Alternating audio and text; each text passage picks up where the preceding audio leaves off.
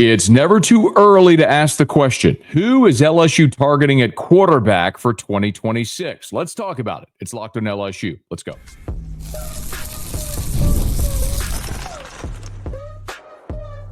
You are Locked on LSU, your daily podcast on the LSU Tigers. Part of the Locked on Podcast Network, your team every day. Okay, let's get it. It is Locked on LSU, your team every day. I'm your host, Matt Moscona. Thanks so much for making us your first listen. We're free, available wherever you get podcasts, of course, on YouTube as well. So please subscribe. And as always, one of the fastest ways to help us grow is by leaving your comments below. LSU basketball tries to end a 6-game losing skid, a thumbnail preview coming up here in a smidge. But it's about that time every week when we visit with our buddy Shea Dixon from On 3, the Bengal Tiger. An historic receiver class in Louisiana, we'll get there. An LSU decommitment who could get back in the fold, we'll get there as well. But there's no position in organized team sports more important than quarterback. And LSU's quarterback future, which it thought it had figured out with Bryce Underwood, got turned on its head in late November when Bryce Underwood, late in the process, flipped from LSU to Michigan. You all remember the story. I don't know that I need to rehash the whole thing. But suffice to say that as you spell it out, the hope at LSU was Nussmeier comes back in 2025 for a 5th year. You got a guy like Bryce Underwood who is your backup and watches and learns behind Nuss. And then in 2026 and 2027, you've got Bryce Underwood for 2 years.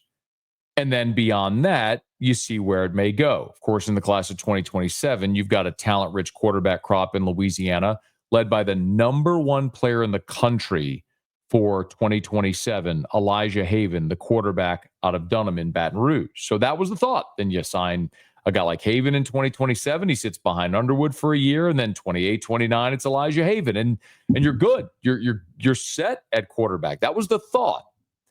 And all of that got turned on its head when Bryce Underwood decommitted. You go and get Michael Van Buren out of the transfer portal to fill the gap. Thankfully, Nuss comes back, but you still don't really have that answer for 26 and beyond. And here was the other complicating factor that we haven't really talked about yet. Because LSU had Bryce Underwood committed for the class of 2025, a lot of the 2026 elite prospects weren't looking at LSU because they looked at Underwood and said, well, why would I go there behind that guy? That's not a fabricated thought. That's a real thing. We saw this honestly with running back at LSU when the Tigers were recruiting Leonard Fournette in the class of 2014. LSU didn't sign a running back the year before because they knew they had Fournette coming the next year. And so sometimes when you have a transcendent prospect like that, it does alter multiple years in the cycle.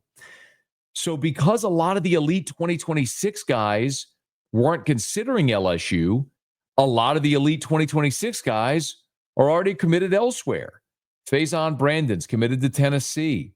Diabell's committed to Texas. Keeson Henderson is committed to Houston. Jonas Williams is committed to Oregon. Jaden O'Neal is committed to Oklahoma. Jake Fett's committed to Arizona State. You see the point? Like, a lot of the top guys already are committed. So what do? You're jumping in this process late, trying to get in for a quarterback in 2026. And remember, like we talked about, you can't skip a cycle without a quarterback. Now, LSU added Emil Picarella late in the process here for 2025, and that's a project, and we'll see if Emil ever gets to a point where he's SEC caliber.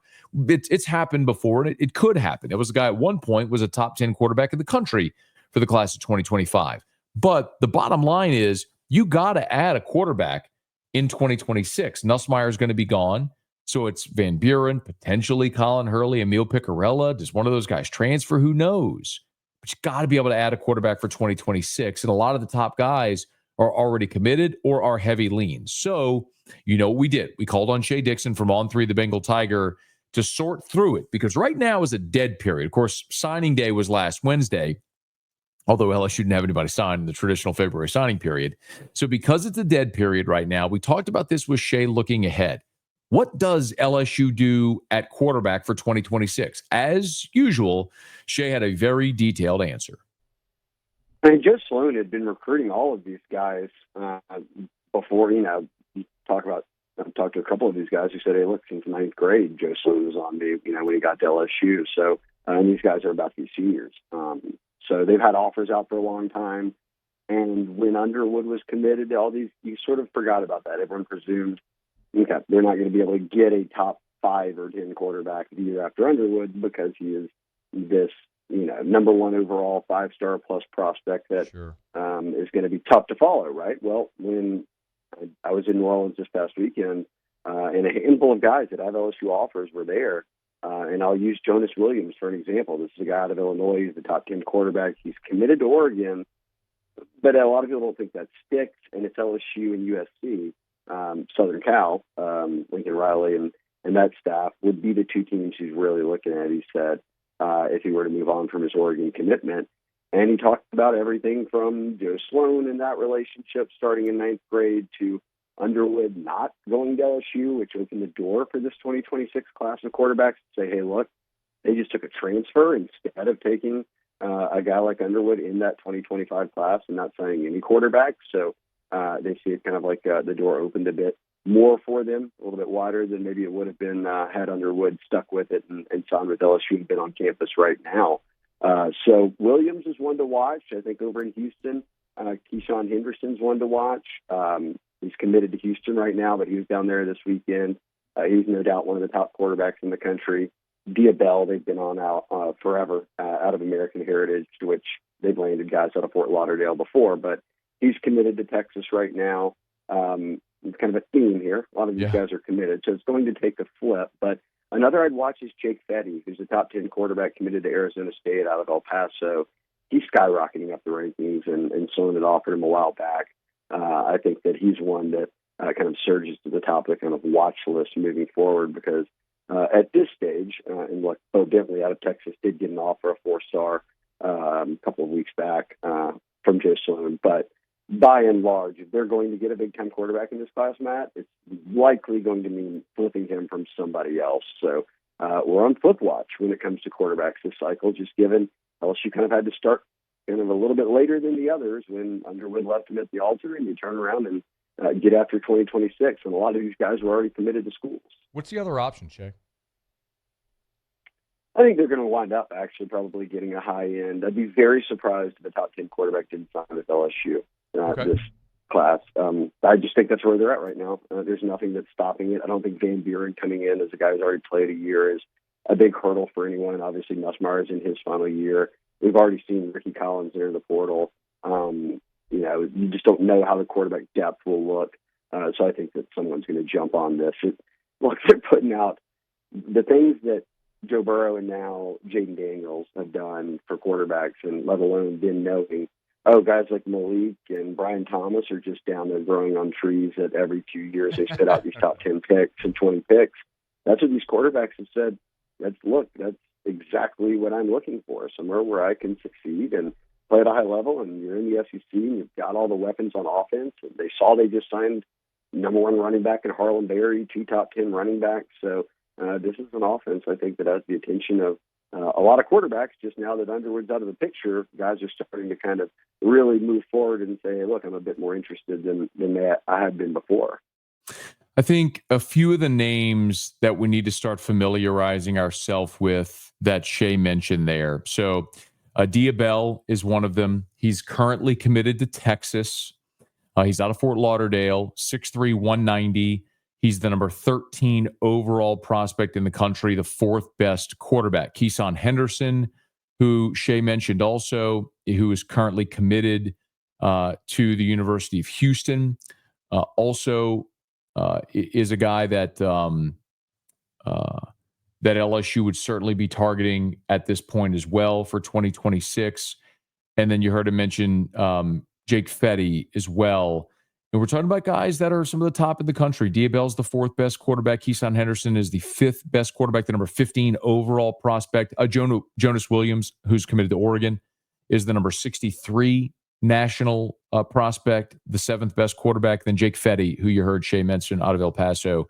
He's currently committed to Arizona State. He's number 117 nationally, the 10th best quarterback. So when you look at Bell, Henderson, Williams, and Fetty, that's 4 of the top 10 quarterbacks. All 4 are committed to other places right now, but guys that have LSU offers and guys that LSU is going to be in on. And if you're LSU, you have a lot to offer. You have an offense that is proven.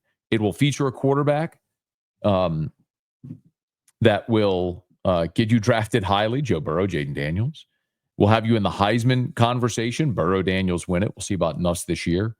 And certainly you get the opportunity to play in the SEC. And then moreover, even LSU's proven they're willing to spend resources in the NIL game. So LSU will be competitive for a quarterback in the class of 2026. I think the real question is going to become, after 2025, when Nussmeier is done, does Van Buren stick around? Does Colin Hurley stick around? If one of them leaves, you assess the portal cycle. Are you looking at bringing in a transfer, an experienced transfer for 2026, the way you did with Jaden Daniels in 2022? And if that guy is there, it's hard to argue against doing that. If you can add someone who makes you immediately better at the most important position in organized team sports, you do it. But that also doesn't, I think, preclude you from adding a high school quarterback that can come in and develop. But this is something we're going to have to watch unfold. How much resource do you put into high school quarterbacks? You just sunk 3 years and tons of money into recruiting Bryce Underwood. He left you at the altar, and now you're in a lurch.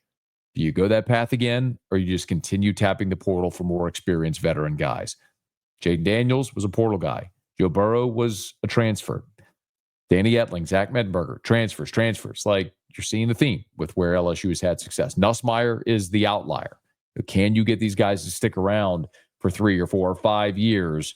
That's certainly the exception, not the rule. But just a little precursor there for 2026 and some names to keep an eye on as LSU looks ahead to the 2026 quarterback cycle. They're very likely going to have to flip one of these top players that's already committed elsewhere. Today's episode is brought to you by Wayfair. After the holiday hustle, there's nothing like giving your home a little TLC.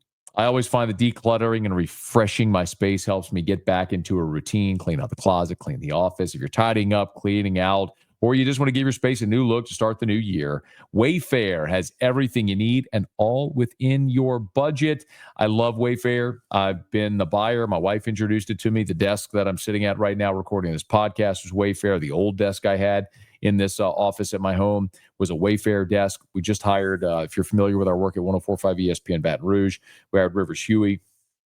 And when she was hired, the first thing we did, she had to furnish her office. She got her desk chair at Wayfair. The desk chair I'm sitting in, Wayfair. Yes, I am a Wayfair customer. I'm a Wayfair shopper. I know probably you are as well. But it's free and hassle-free delivery, which even for larger items makes it so easy. It's so easy to navigate. You can find everything you need on time. So make sure you check out Wayfair. Give your home the refresh it needs with Wayfair. Head to wayfair.com right now. That's WAYFAIR.com. Wayfair.com. Wayfair, every style, every home. As we continue our conversation with Shea Dixon of On3, the Bengal Tiger, we talked about the quarterbacks. Something else that's part and parcel with the quarterbacks, of course, are receivers. And we know that LSU has had a tremendous amount of success with receivers, what Justin Jefferson and Jamar Chase are doing right now. Chase just won the NFL's Triple Crown, led the NFL in receptions, receiving yards, and receiving touchdowns. You put that on top with Brian Thomas and Malik Neighbors as those are two incredible receivers, both 1,000-yard receivers in their rookie seasons on the heels of Odell and Jarvis. They've come in waves here at LSU. But 2026 in-state, while we've talked about quite a bit the bumper crop of talent in-state for 2026, we haven't necessarily focused on just how good of a wide receiver class 2026 may be in Louisiana. And Shea Dixon from On3, the Bengal Tiger, kind of told us this could be the best receiver class coming out of high school of all. No, absolutely. It is. And we'll hear more and more names surface of and kind of who's really the elite, end up in the SEC type guys that LSU will take a hard look at. And I think we're going to be back to those classes where 5, 6 plus wide receivers in Louisiana, people look at and say they've got an offer. That's the guy you would take, and who gets in, we'll see. But right now, just look at the guys they have committed. Ja'Kai Anderson out of McDonough 35, he went for 57 catches for basically 1,000 yards, just short of it, and 14 touchdowns. Then he goes and has 150-something yards and 4 touchdowns on like 15 carries running the football. And then he returns punts and everything else for him. He had 500 yards and 7 touchdowns. So an electric guy, first-team All-State. And then right below him on first-team All-State is their other commitment. This is listed in alphabetical order, but I'm reading it. Kenny Darby, who coming out of Airline led the state in receiving, playing 5A.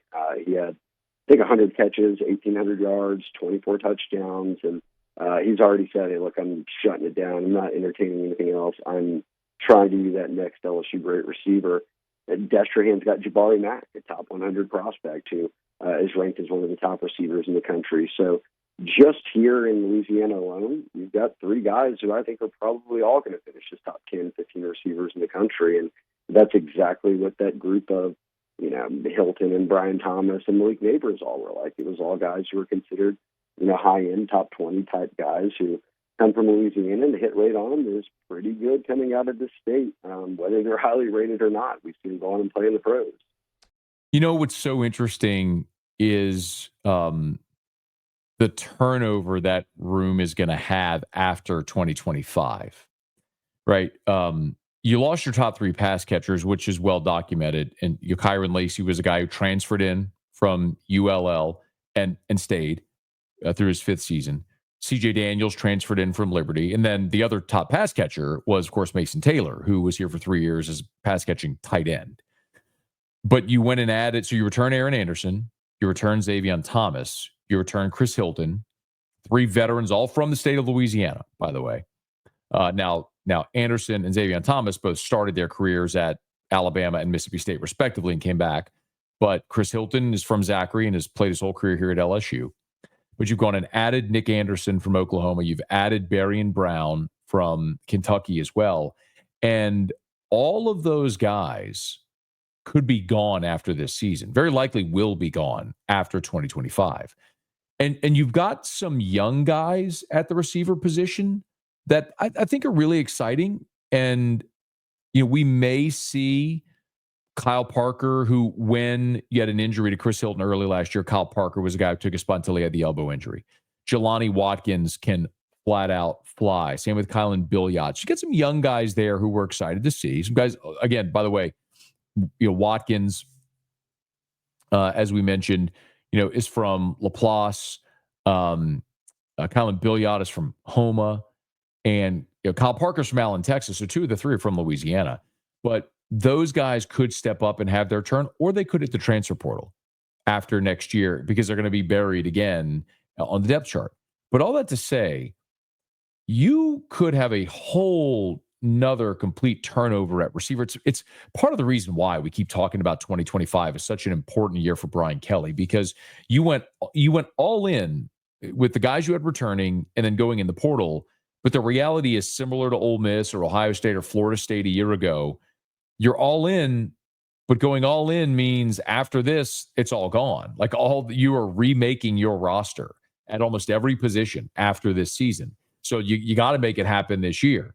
But receiver is going to be so interesting because all those guys for the class of 2026 are coming in as freshmen, provided they all pick LSU and sign with LSU. They're going to come in as freshmen in a room that is going to be void of experience. Now, of course, LSU next cycle could go in the portal again and get experienced guys. But as far as guys that have done it at LSU, that's not going to exist because Aaron Anderson and Xavier Thomas and Chris Hilton are all going to be gone, and Berrien Brown and Nick Anderson should be off to the NFL as well. And so you'll have some young guys who haven't really gotten a ton of run, but it's going to be a huge opportunity as well for those freshmen to come on campus right away and maybe make an impact. And one more guy that's worth keeping an eye on. This guy just can't quite seem to quit LSU in the consciousness. Jeryn McCoy, who's out of the state of Mississippi, was committed to LSU for about a month, committed in January, decommitted at the beginning of February last week. He's an edge rusher out of Tupelo. And when he decommitted from LSU, all the crystal ball projections now have him going to Ole Miss. Well, Jeryn McCoy announced his 5 official visit spots, and one of them is LSU. So though he's committed, decommitted, seems like he's going to flip to Ole Miss. He's still going to take an official to LSU. And even in spite of that, Shea doesn't seem super confident that McCoy ends up back in LSU's class, but you never know. Yeah, we'll see how it plays out. I mean, LSU's are obviously got a handful of edge types that they're going to be after in this class, and they didn't slow down after he decommitted nor ahead of when he committed, which lasted about a month, if even that. So I do think that, he's a Tupelo kid, so I think that Ole Miss is certainly the team you would point to as the one to beat. But if he does end up making 5 visits, of course, LSU would get one. The team he was committed to, not in January, just a few weeks ago. So I don't expect that he winds up at LSU after kind of committing and then decommitting like that, but we'll see how things play out. Look, I mean, they've been, whether it's East Texas or Mississippi or kind of into the Gulf Coast, they've done pretty well here recruiting in recent years. Now, Tupelo is a different beast when it comes to getting state or Ole Miss top talent guys they want, but South Mississippi, I think, is kind of where they can really reel in guys, whether it's P.J. Woodland or Tyler Miller or now at Hattiesburg High, Tristan Keys, 5-star number 1 player in the wide receiver in the country. So Mississippi's got talent. I just don't know if they can beat out into kind of mid and north Mississippi for State and Ole Miss with guys. That's tough. Not looking good, but one to file away just to keep an eye on with Jeryn McCoy. He is going to take an official visit to LSU. Tiger basketball have lost 6 in a row. They try to snap that streak. No easy task. We'll give you a thumbnail preview of LSU at Arkansas to wrap up Locked on LSU, your team every day.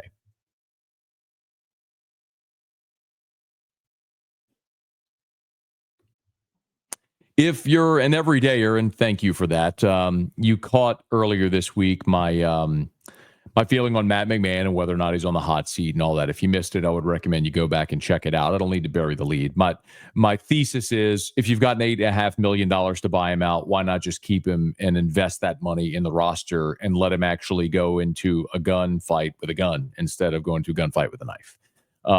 Actually give him a roster that's capable of competing and then see what happens. But we'll see how that all plays out. I also said it's going to get worse before it gets better. And Wednesday at Bud Walton Arena likely is going to be worse for LSU. The Tigers are going to play Arkansas. It's the lone conference win that LSU has when they beat John Calipari's Arkansas squad at the Maravich Center last month. But Arkansas has started to find itself a little bit. They're 14-9 overall. They're 3-7 in conference play. Arkansas now has wins against Georgia, at Kentucky, and at Texas before losing this weekend to number 1 Alabama, 85-81, a close loss there. But they've now won 3 of their last 5 against Louisiana and then to Oklahoma as well. But this is an Arkansas squad that is finding itself a bit. They're only 1 spot ahead of LSU in the standings. South Carolina is 0-10. LSU is 1-9. And then Arkansas and Oklahoma are tied at 3-7. But as we mentioned, OU has the head-to-head against Arkansas. And the Hogs are 14-9 overall. The thing about Arkansas is John Calipari has a roster with lottery picks. I mean, they are a talented basketball team. They were just struggling to find themselves early in the season, and they're kind of starting to find it now. Shout out to the everydayers. When LSU played Arkansas earlier this year, I did mention that this is an Arkansas team that in the last month of the season I wouldn't want to play, because if they do figure it out together, they could be really good. Now, the injury to Boogie Fland, who is the number 1 player in the country, is certainly devastating for Arkansas. It's a massive loss. But nonetheless, you look at Arkansas right now, and they are a 9.5-point home favorite over LSU in this ballgame. I'll remind you, this is the only team LSU has beaten in conference play, and now LSU is a 9.5-point dog up at Bud Walton Arena, which is always a tough place to play. Arkansas hosts LSU after Avicic scored 27, and Arkansas's lost to Alabama over the weekend. Arkansas is 9-4 at home. They are pretty good in close games. They're 3-1 in games decided by 3 points or fewer. LSU, we know the drill. 1-9 in conference. They're 8th in the SEC with 34 rebounds per game. So right smack dab in the middle of the conference. Corey Chest has been really good for LSU this year. He's instant energy. The issue with LSU is always the issue with LSU. It's whether or not they can score. Arkansas looks like a John Calipari team. They're going to shoot a bunch of threes. They got a lot of length. They always do.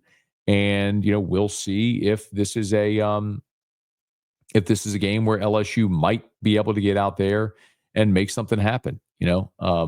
It's going to be a really, really, really steep climb for LSU to try to get this done against Arkansas on the road, just because LSU is going to have to pick itself up after a really disappointing loss.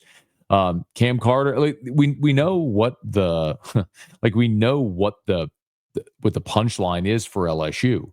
Cam Carter's got to go score. He averages 17 a game. And if Cam Carter doesn't get going offensively, LSU doesn't get going offensively. But Arkansas's length, their ability to shoot, probably give LSU trouble.